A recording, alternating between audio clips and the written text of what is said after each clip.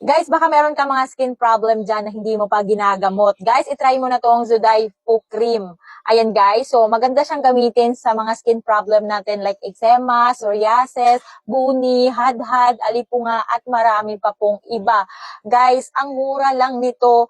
Tapos, gagaling diyang skin problem mo dyan. So, wag mo nang palalain dyan. Kung meron kang kati-kati, itry mo na tong Zodaipo Cream. So, itong Zodaipo Cream, pag once i-apply natin siya sa skin natin, is siya, malamig, then nakaka-moisturize siya. Kaya kung yung skin mo is nagda-dry, tapos nangangati, mas magandang gamitin yung Sudaipo cream para naman maiwasan or ma-moisturize niya yung pagda-dry niya na lalo talagang magpapadami ng kate.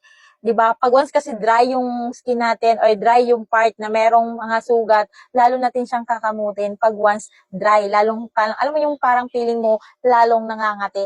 Try niyo yung Zodaipo guys. Ang galing nito.